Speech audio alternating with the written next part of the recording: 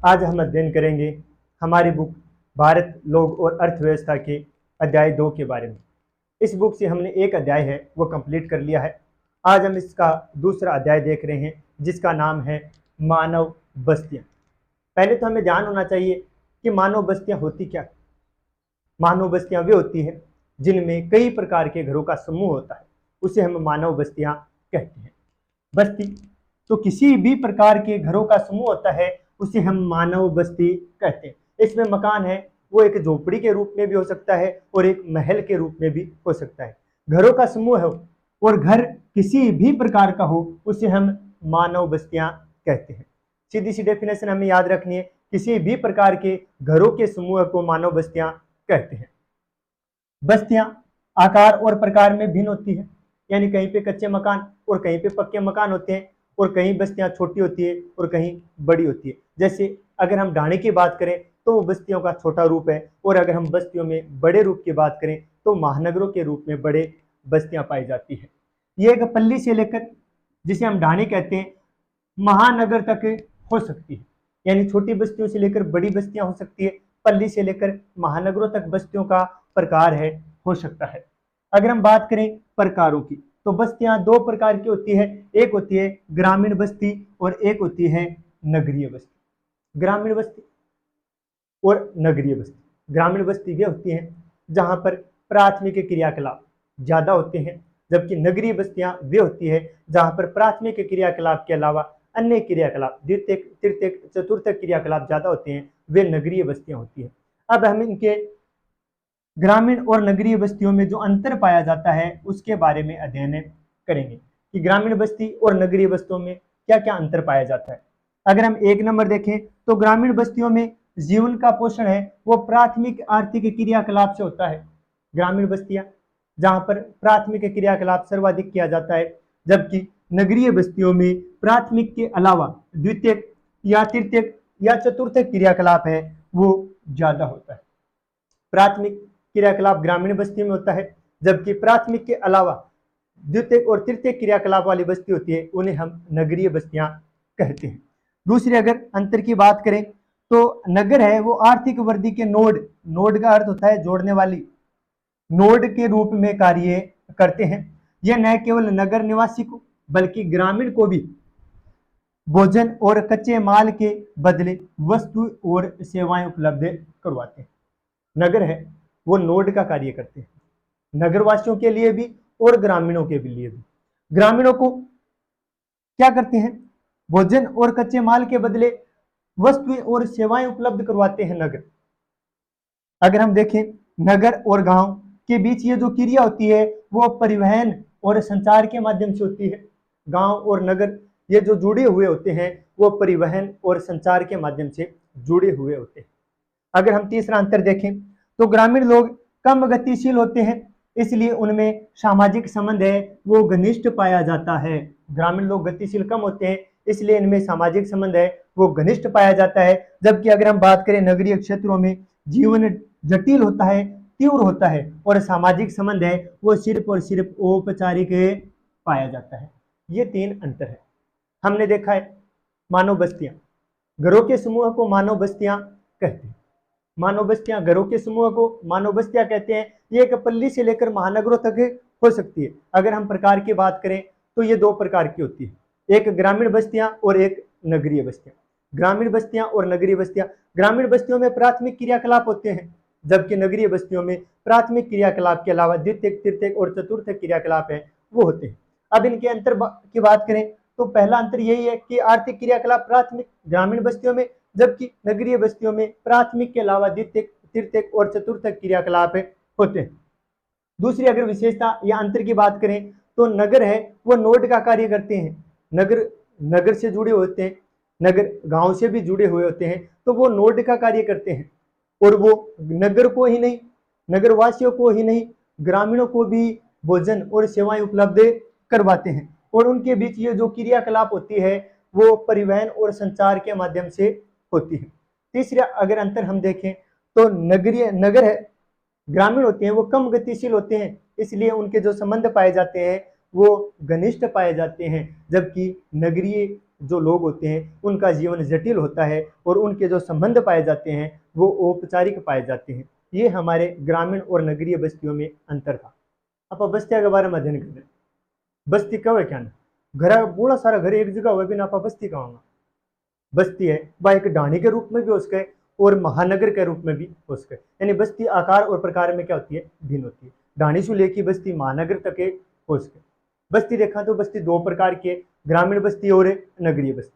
जड़े प्राथमिक क्रियाकलाप कृषि पशुपालन ये काम होगा वह ग्रामीण बस्ती, और जड़े प्राथमिक क्रियाकलाप कृषि पशुपालन न होगी तो उद्योग धंधा में ज्यादातर लोग लागे रहेगा, या तृतीय क्रियाकलाप बैंक है, परिवहन है, या सेवा सेक्टर से जुड़े हुए जो लोग होते हैं वे काम जटा होगा वह नगरीय बस्ती होगी।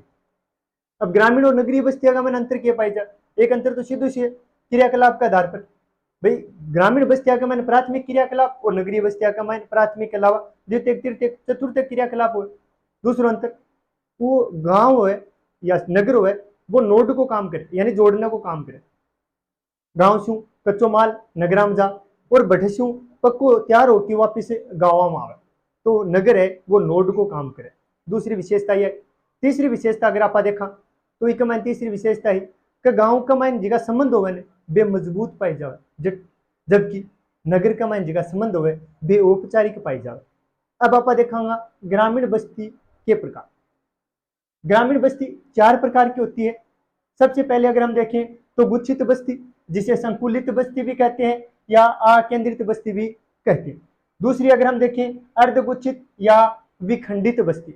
तीसरी की अगर हम बात करें तो पल्लीकृत बस्ती, और चौथी की अगर हम बात करें प्रक्षिप्त अथवा एकाकी बस्ती। ये चार प्रकार की होती है ग्रामीण बस्ती। गुच्छित होती है, अर्धगुच्छित होती है, पल्लीकृत होती है या प्रक्षिप्त होती है, यानी एकाकी बस्ती होती है। गुच्छित की अगर हम बात करें, गुच्छित नाम से ही पता चलता है कि इसमें घरों का गुच्छा होता है, यानी घर नजदीक नजदीक होते हैं, पास पास घर होते हैं, ज्यादा घर एक साथ होते हैं, और इसमें खेत खलियान है वो गांव से बाहर होता है। बहुत ज्यादा घर पास पास होते हैं और खेत है वो घर से बाहर होता है।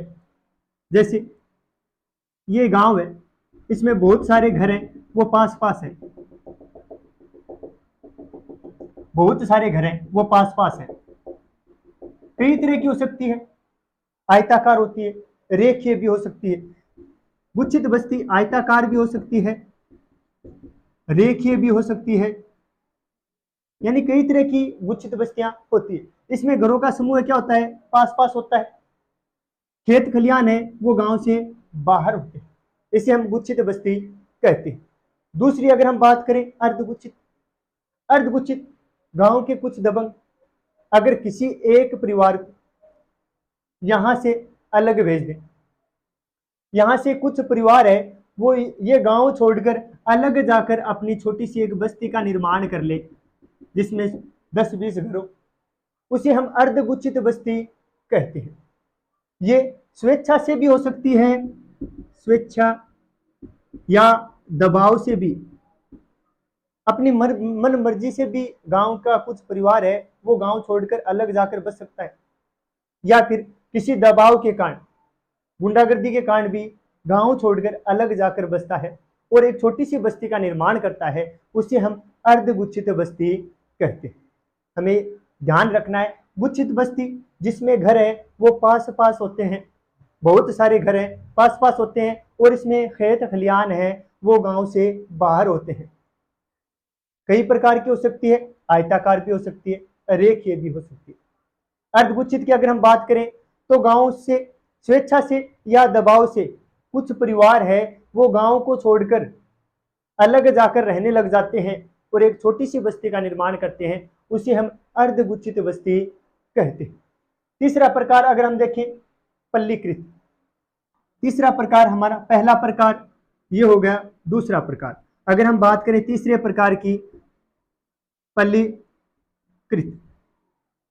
ये गांव है पूरा का पूरा बसा हुआ जिसे हम गुच्छित बस्ती मान रहे हैं। अब मानो गांव का नाम तो सेम ही रहेगा, इससे अलग होकर 5-7 घर यहाँ पे हो गए, 5-7 घर यहाँ पे हो गए, 5-7 घर यहाँ पर हो गए, लेकिन नाम है जो इस गांव का नाम है वही इनका रहेगा। इसे हम पल्लीकृत बस्ती, पल्लीकृत, इसका दूसरा नाम पान्ना, पाड़ा, पल्ला, ढाणी, कई तरह की हो सकती है, इसके कई नाम है, हमें याद रखना है। पान्ना, पाड़ा, पल्ला, ढाणी, इसके किसके नाम है? पल्लीकृत बस्ती के नाम। गुच्छित बस्ती, घरों का समूह पास पास होता है। अर्धगुच्छित बस्ती, दबाव या स्वेच्छा से कोई एक परिवार, दो परिवार है, वो गांव से अलग जाकर अपनी छोटी सी बस्ती का निर्माण करता है, उसे हम अर्धगुच्छित बस्ती कहते हैं। अगर कोई गांव है, अपनी मन मर्जी से कोई एक परिवार, दो परिवार गांव से अलग अलग जाकर बस गए, लेकिन उनका गांव का नाम भी जो मेन गांव है वही रहेगा, तो उसे हम पल्ली, पन्ना, पाड़ा, पाला या ढाणी कहते हैं। अगर हम 4 नंबर की बात करें, 4 नंबर हमारी बस्ती है परिक्षिप्त बस्ती, परिक्षिप्त बस्ती।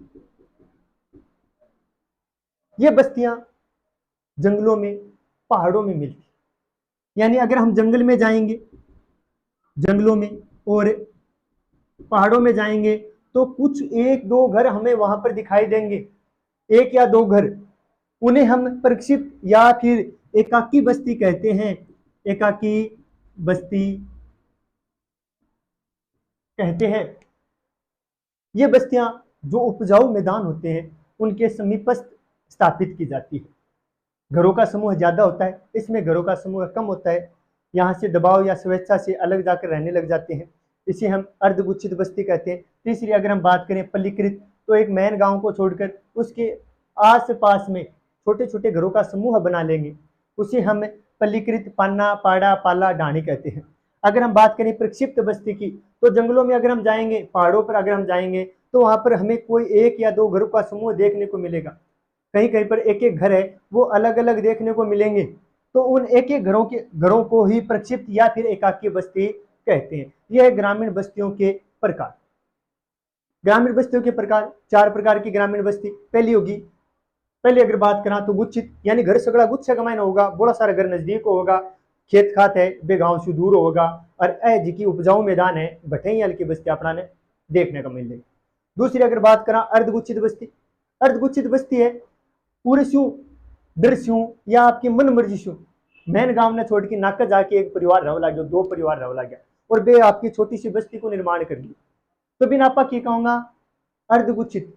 स्वेच्छा से भी हो सकता है या किसी के दबाव के कारण भी हो सकता है। तीसरी अगर बात करा पल्ली की, पान्ना, पाड़ा, पल्ला या ढाणी की, तो अब बस्ती की होगी कि जो मेन गांव होगा बी के नजदीक दो दो चार चार घरों का समूह थोड़ी सी बी के नजदीक जाके बस जाओगा, थोड़ा गेप होगा बीच में, लेकिन अब गांव को नाम तो आपको भी वही रहोगे जो वही को नाम है, ई गांव को नाम ए है तो ई गांव को भी नाम है ए ही रहोगो, लेकिन अब बस्ती गांव से अलग होगी, इसलिए पल्लीकृत, पान्ना, पाड़ा, पालिया, ढाणी का वहां प्रक्षिप्त या एकाकी बस्ती अपा जंगल में देखा, पहाड़ा के ऊपर देखा, तो एक एक घर अपना देखने खाते मिले, बीज का एक एक घर होने बिन ही एकाकी बस्ती कवर। अब इन बस्तियों के बनने के क्या क्या कारण है? अगर बात करें ग्रामीण बस्तियों के इन प्रकारों के लिए उत्तरदायी कारक की, तो उत्तरदायी कारक पहला होता है भौतिक कारक, दूसरा सांस्कृतिक और मानव जनित कारक, और तीसरा होता है सुरक्षा संबंधी कारक। बस्तियां क्यों बनती है, इनके लिए 3 कारक उत्तरदायी होते हैं। पहला भौतिक कारक अगर हम देखें तो भू आकृति, ऊंचाई, जलवायु, जल की उपलब्धता है, ये होता है। दूसरा सामाजिक संरचना, जाति और धर्म होता है। तीसरा चोरी और डकैतियों से सुरक्षा होता है। ये थी हमारी ग्रामीण बस्तियों के प्रकार। आशा करता हूँ आपको अच्छी तरह समझ में आए होंगे। बस्तियां देख ली है, पहले तो हमें पता होना चाहिए कि बस्तियां कहते किसे हैं। किसी भी प्रकार के घरों का समूह है उसे हम बस्ती कहते हैं। उसमें घर कच्चे हो सकते हैं या महल के रूप में भी हो सकते हैं, लेकिन घरों का क्या होना चाहिए, समूह होना चाहिए, उसे हम बस्तियां कहते हैं। बस्ती 2 प्रकार की होती है, एक होती है ग्रामीण बस्ती और एक होती है नगरीय बस्ती। ग्रामीण बस्ती वे होती हैं जहाँ पर प्राथमिक क्रियाकलाप है वो होते हैं, जैसे कृषि करना, पशुपालन, मछली पकड़ना, खनन क्रिया होना, ये सब के सब प्राथमिक क्रिया के उदाहरण। जहाँ पर ये क्रियाकलाप होते हैं उन्हें हम ग्रामीण बस्ती कहते हैं। इसके विपरीत अगर हम देखें नगरीय बस्ती, जहाँ पर प्राथमिक क्रियाकलाप के अलावा द्वितीयक, तृतीयक, चतुर्थक क्रियाकलाप होते हैं, उन्हें हम नगरीय बस्तियां कहते हैं। ग्रामीण बस्तियां आकार में छोटी होती है, नगरीय बस्तियां आकार में बड़ी होती है। ग्रामीण बस्तियां को जोड़ने का काम नगर करते हैं, यानी नगर वो एक नोड का कार्य करते हैं। नगरीय बस्तियां अगर हम बात करें, ग्रामीण बस्तियां आकार में छोटी और नगरीय बस्तियां हैं वो आकार में बड़ी होती है। नगरीय बस्तियों की अगर हम बात करें तो ग्रामीण बस्तियों के विपरीत होती है नगरीय बस्तियां विशाल आकार की, यानी आकार में ये क्या होती है, बड़ी होती है, विशाल आकार की होती है। और ये बस्तियां अनेक प्रकार के अकृषि यानी कृषि के अलावा अन्य क्रियाएं करती है, आर्थिक और प्रशासनिक कार्यों में संलग्न होती है। नगरीय बस्तियां होती है वो ग्रामीण बस्तियों के विपरीत आकार में बड़ी होती है और यहाँ पर अनेक प्रकार के अकृषि, आर्थिक और प्रशासनिक क्रियाकलाप है वो होते हैं और उनमें चारों ओर से क्षेत्रों में प्रकार्यात्मक रूप से जुड़ा हुआ होता है। नगर होते हैं वो चारों ओर के जो भी क्षेत्र होते हैं उनके पास लगने वाले जो गांव होते हैं उनसे वो जुड़े हुए होते हैं। केंद्र के रूप में नगर हैं वो कार्य करते हैं और गांव से कच्चा माल नगरों में आता है और वहां से जो पूरा माल तैयार होकर वापस नगरों में चला जाता है। तो आसपास के गांव से है वो जुड़े हुए होते हैं। भारत में अगर नगरों का विकास देखें तो पुराने समय में भारत में नगरों का विकास हो चुका था। सिंधु घाटी सभ्यता की अगर हम देखें तो हड़प्पा और मोहनजोदड़ो दोनों नगर ही थे। तो भारत में नगरों का विकास है वो पुराने समय में ही हो चुका था। भारत में नगरों का विकास अगर हम देखें तो पुराने समय से ही हो गया था। अगर हम बात करें सिंधु घाटी सभ्यता में हड़प्पा और मोहनजोदड़ो ये दो नगर ही थे, नगर अस्तित्व में थे। सिंधु घाटी सभ्यता में हड़प्पा और मोहनजोदड़ो दो नगर अस्तित्व में थे। 18वीं शताब्दी में अगर हम देखें यूरोपियों के भारत आगमन तक, 18वीं शताब्दी के शुरू से लेकर जब तक यूरोपीय भारत आए थे तब तक भारत में उथल पुथल का समय है वो उतार चढ़ाव का समय माना जाता है।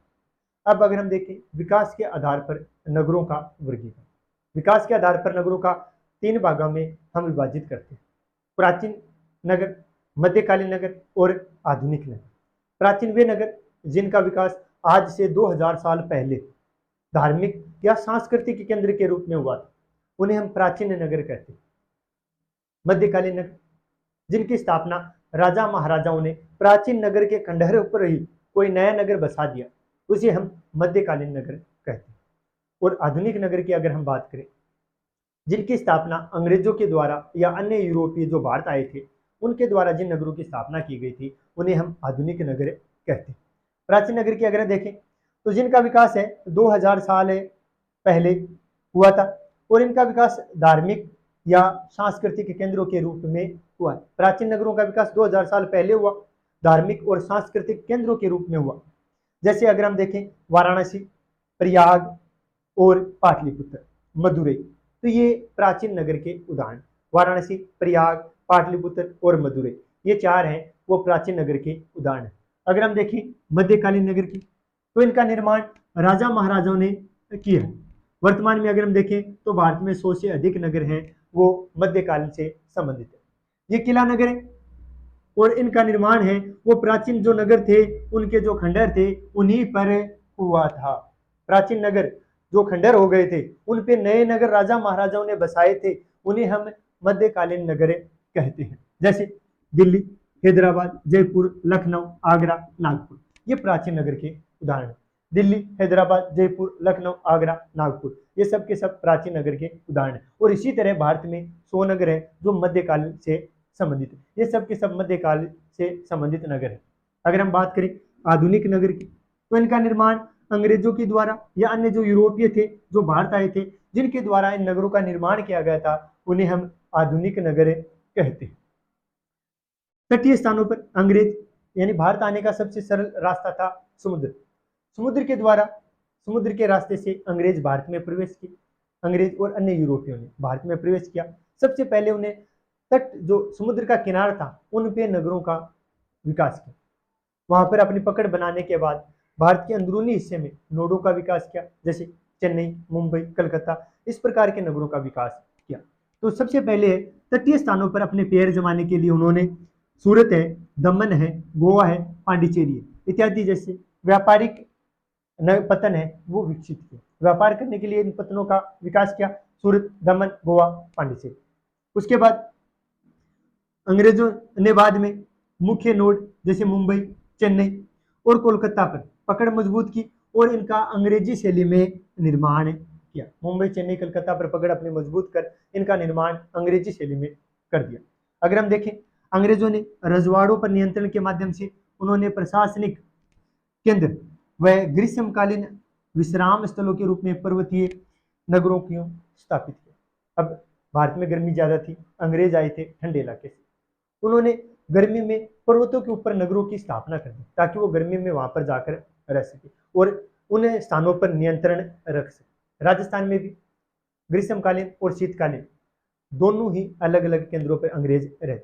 गर्मी की बात करें तो माउंट आबू में रहते थे, और अगर हम सर्दी की बात करें तो अजमेर, मेरवाड़ा में अंग्रेजों का नियंत्रण होता था। तो जिन पर्वतों पर उन्होंने नगरों की स्थापना की उन्हें वर्तमान में पर्वतीय नगर कहते हैं। ये था हमारा नगर के बारे में। दोबारा देखें, नगर गांव शू बड़ा होगा बिना पा नगर कहूं, जड़ा प्राथमिक क्रियाकलाप के अलावा अन्य प्रकार का एक कृषि कार्य है और आर्थिक क्रियाकलाप करी जावे, जड़ा प्रशासन चलाई जावे बिना पा नगर कहूं। अगर नगरा को विकास की बात करा तो भारत में बहुत पहले नगरा को विकास हो चुकी। सिंधु घाटी सभ्यता में देखा तो हड़प्पा और मोहनजोदड़ो नगरा ये बहुत ही पुराना नगर है, और 18वीं शताब्दी के में शुरू से लेकर जब तक अंग्रेज या यूरोपीय कंपनियां भारत आई ने, जब तक को टाइम है वो उतार चढ़ाव को टाइम मानी जाए। अगर विकास का आधार पर नगर देखा तो 3 प्रकार का हो। पहलो है प्राचीन नगर, दूसरा है मध्यकालीन नगर और तीसरा है आधुनिक नगर। प्राचीन नगर जिसको निर्माण है आज से 2000 साल पहले जिन नगरा को निर्माण है क्या के रूप में, धार्मिक स्थला के रूप में, सांस्कृतिक केंद्र के रूप में जी नगरा को निर्माण हो बिना आप प्राचीन नगर का हो। जी आप बात करें वाराणसी, प्रयाग है, पाटलिपुत्र है, मदुरई है, ये सगड़ा के प्राचीन नगर। अगर आप बात करें मध्यकालीन नगर की तो मध्यकालीन अंग्रेज राजा महाराजा जी नगरा को निर्माण करो, जी नगरा बनाया बसाया, मान आपा की कहूँगा मध्यकालीन नगर कहूँ। लेकिन एक किला नगर है, खंडेर नगर है, एक एरिया का पुराना जी का प्राचीन नगर बेध्वस्त हो गया, बिके स्थान पर ही बाग ऊपर ही एक नयो नगर बसा दियो राजा महाराजा के द्वारा, खंडरा पर ही नयो नगर बसा दियो बिना आपा के कहूँगा मध्यकालीन नगर। जी का मैंने अपनी दिल्ली है, जयपुर है, इलाहाबाद, हैदराबाद है, लखनऊ है, आगरा है, नागपुर है, ये सगड़ा के ही मध्यकालीन है। अगर आप वर्तमान की बात करें, आधुनिक नगरा की बात करें तो अंग्रेज और यूरोपीय कंपनियां हैं जी नगरा को निर्माण करो, जी नगरा ने बसाया बन आप आधुनिक नगर का। अंग्रेज पहले पोत या यूरोपीय कंपनियां पहले पोत समुद्र के रास्ते से भारत में आई तो बेकेगरियों का पतन जिका तटीय जो किनारों है भट्टे नगरा को विकास कर, और बिके बाद का मान अंदरूनी पकड़ मजबूत करने खातिर चेन्नई, मुंबई और कोलकाता आ नगरा पर आपकी पकड़ मजबूत करी और आन अंग्रेजी शैली का मान के कर दिया को विकास कर दिया। फिर बे गर्मी सहन नहीं कर सका तो बे ग्रीष्मकालीन अवकाश के लिए पर्वता के ऊपर नगर बसा दिया, बन आप पर्वतीय नगर गाँव लागे। आशा हमारा अध्याय दूसरा चल रहा है, इसमें नगरों के बारे में हम अध्ययन कर रहे हैं। अब हम देखेंगे भारत में नगरीकरण। अगर हम देखें तो भारत की 31.16% जनसंख्या है वो नगरों में निवास करती है, बाकी की बची हुई जनसंख्या है वो गाँव में निवास करती है। अगर 2011 की जनगणना के अनुसार 31.16% जनसंख्या नगरों में निवास करती है। अगर हम देखें 37 करोड़ 70 लाख जनसंख्या है वो नगरीय है, 37 करोड़ 70 लाख। 10 की वृद्धि दर अगर नगरों की देखें ना तो 31.08% 10 की वृद्धि दर है। नगरों का प्रकार्यात्मक वर्गीकरण, पहले हमें नगरों का प्रकार्यात्मक वर्गीकरण के बारे में अध्ययन करेंगे। इसमें पहला है प्रशासन नगर, यानी ऐसे नगर जहां से किसी भी देश किसी भी राज्य का प्रशासन चलता हो, जैसे राजधानी क्षेत्र उन्हें हम प्रशासनिक नगर कहते हैं। जैसे हमारे देश का प्रशासनिक नगर दिल्ली है, जैसे राजस्थान का प्रशासनिक नगर जयपुर है। जहां से भी किसी राज्य या देश का प्रशासन चलता हो उसे हम प्रशासनिक नगर कहते हैं। दूसरा है औद्योगिक नगर, यानी वे नगर जो उद्योगों के लिए फेमस हो गए, प्रसिद्धि मिली उद्योगों के कारण, उन्हें हम औद्योगिक नगर कहते हैं। जो नगर उद्योगों के लिए प्रसिद्ध हुए जैसे जमशेदपुर, भिलाई, मुंबई आदि नगर क्या है, औद्योगिक नगर हैं। परिवहन नगर, यानी वे नगर जो आयात व निर्यात में संलग्न हो, जहां पर आयात निर्यात ज्यादा होता हो उन्हें हम परिवहन नगर कहते हैं। जैसे कांडला, कोच्चि, कोझिकोड, विशाखापट्टनम आदि क्या है, परिवहन नगर है। यहाँ पर आयात निर्यात है वो ज्यादा होता है। वाणिज्यिक नगर की बात करें, नगर और वाणिज्य में विशिष्टता प्राप्त करते हो उन्हें हम वाणिज्यिक नगर कहते हैं। जैसे इस शाखा में अगर हम देखें कोलकाता, सहारनपुर, ये नगर वाणिज्यिक नगर है। अगर हम बात करें खनन नगर, तो वे नगर जो खनिजों के लिए फेमस है, प्रसिद्धि मिली है, उन्हें हम खनन नगर कहते हैं। जैसे रानीगंज, झरिया, डिगबोई, ये सब के सब क्या है, खनन नगर है। जिन नगरों को खनिज के कारण प्रसिद्धि मिली है वे खनन नगर हैं, जैसे रानीगंज, झरिया, डिगबोई, ये सब खनन नगर है। गैरिसन या छावनी नगर, यानी वे इनका निर्माण गैरिसन नगरों के रूप में हुआ है, यानी जहां पर सेना रहती है, छावनी के रूप में जिन नगरों का विकास हुआ है उन्हें हम गैरिसन नगर कहते हैं। जैसे अंबाला, जालंधर, महू, बबीना, उधमपुर, ये सब के सब क्या है, गैरिसन नगर या फिर छावनी नगर। जहां पर सेना रहती है, जिन्हें हम छावनी के रूप में जिन नगरों को जानते हैं उन्हें हम गैरिसन नगर कहते हैं। अंबाला, जालंधर, महू, बबीना, उधमपुर, ये सब के सब क्या है, गैरिसन नगर या फिर छावनी नगर है। धार्मिक व सांस्कृतिक के अंदर नगर, जो नगर धार्मिक और सांस्कृतिक कारण से प्रसिद्ध हो गए, जो नगरों का विकास धार्मिक और सांस्कृतिक केंद्रों के रूप में हुआ है, जो जिन्हें प्रसिद्धि धार्मिक और सांस्कृतिक कारण से मिली है, उन्हें हम धार्मिक या सांस्कृतिक नगर कहते हैं। जैसे वाराणसी, अमृतसर, अजमेर, पुष्कर, ये सब के सब क्या है, धार्मिक और सांस्कृतिक केंद्र है। अगर हम बात करें शैक्षिक नगर की, तो जो नगर शिक्षा केंद्र के रूप में विकसित हुए उन्हें हम शैक्षिक नगर कहते हैं, जहां पर शिक्षा का विकास बहुत ज्यादा हुआ। जिन नगरों को प्रसिद्धि शिक्षा के कारण मिली उन्हें हम शैक्षिक नगर कहते हैं। शैक्षिक नगर में अगर हम बात करें तो पिलानी, हमारे यहाँ राजस्थान में पिलानी, अलीगढ़, वाराणसी आदि क्या है, शैक्षिक नगर हैं। पर्यटन नगर की बात करें, जो पर्यटकों को लुभाते हैं, जहां पर पर्यटक ज्यादा आते हैं, जिन नगरों को पर्यटक ज्यादा पसंद करते हैं उन्हें हम पर्यटन नगर कहते हैं। जैसे नैनीताल, मंसूरी, शिमला, माउंट आबू आदि नगर क्या है, पर्यटन नगर है। अगर हम बात करें स्मार्ट सिटी मिशन की, तो इसका उद्देश्य क्या है, साफ शहरों का विकास करना है। स्मार्ट सिटी का उद्देश्य है कि ऐसे ऐसे शहरों का विकास किया जाए जहां पर शुद्ध वातावरण हो, पीने के पानी साफ मिल सके, जहां पर हर प्रकार की सुविधा मिल सके, उन्हें स्मार्ट सिटी मिशन के तहत उन शहरों का विकास किया जा रहा है जो अपने नागरिकों को बेहतर जीवन प्रदान कर सके। ऐसे शहरों का विकास करना स्मार्ट सिटी मिशन का उद्देश्य है। साफ शहरों का और अपने जो नागरिक है उनको अच्छा जीवन प्रदान कर सके, ऐसे नगरों का विकास करना स्मार्ट सिटी मिशन का मुख्य उद्देश्य है। इनमें लाइट, पानी, सभी की उचित व्यवस्था करना स्मार्ट सिटी मिशन का मुख्य उद्देश्य है। ये था हमारा अध्याय 2। आशा करता हूँ अध्याय 2 है वो आपको अच्छी तरह समझ में आया होगा। हमें ये जो नगरों का प्रकार्यात्मक वर्गीकरण है याद रखना है। नगरों का प्रकार्यात्मक वर्गीकरण बहुत सी बार पूछा जा चुका है। नगरों का प्रकार्यात्मक प्रशासन, जहां से किसी देश या राज्य का प्रशासन चलता हो, किसी भी राज्य या देश के राजधानी क्षेत्र, उन्हें प्रशासनिक नगर। औद्योगिक, वे नगर जो उद्योगों के कारण प्रसिद्ध हो गए उन्हें औद्योगिक नगर कहते हैं। परिवहन, जो जहां पर आयात निर्यात ज्यादा होता हो उन्हें हम परिवहन नगर। वाणिज्य, और जो व्यापार के कारण प्रसिद्धि हुए उन्हें वाणिज्यिक नगर कहते हैं। खनन, जहां पर खनिज ज्यादा मिलते हो, जिन नगरों को खनिजों के कारण प्रसिद्धि मिली है उन्हें खनन नगर कहते हैं। झरिया, जमशेदपुर, रानीगंज, रानीगंज, झरिया, डिगबोई, ये सब के सब क्या है, खनन नगर। गैरिसन, यानी जहां पर सैनिक ज्यादा सेना निवास करती हो, जिन नगरों का विकास छावनी के रूप में किया गया है उन्हें हम गैरिसन नगर कहते हैं। बबीना, उधमपुर, अंबाला, जालंधर, महू, ये इनके उदाहरण है। धार्मिक और सांस्कृतिक, जिन नगरों को धार्मिक और संस्कृति के कारण प्रसिद्धि मिली है उन्हें धार्मिक या सांस्कृतिक नगर कहते हैं। जैसे वाराणसी है, अमृतसर है, अजमेर है, पुष्कर है। शैक्षिक नगर, जिन नगरों का विकास शिक्षा के कारण हुआ है, जहां पर शिक्षा ज्यादा है और जिन नगरों को प्रसिद्धि शिक्षा की वजह से मिली है उन्हें हम शैक्षिक नगर कहते हैं। जैसे पिलानी, अलीगढ़, वाराणसी है। पर्यटन, जो पर्यटकों को लुभाते हैं, जो पर्यटक आना जिन नगरों में ज्यादा पसंद करते हैं उन्हें हम पर्यटन नगर कहते हैं। जैसे नैनीताल, मंसूरी, शिमला, माउंट आबू है। Smart city mission, smart city mission का उद्देश्य है कि अपने नागरिकों को उचित जीवन प्रदान करना और उन्हें हर प्रकार की सुविधा उपलब्ध करवाना जिससे वो उचित ढंग से अपना जीवन यापन कर सके। ये स्मार्ट सिटी मिशन का मुख्य उद्देश्य है। आशा करता हूँ ये पाठ आपको अच्छी तरह समझ में आया होगा। धन्यवाद।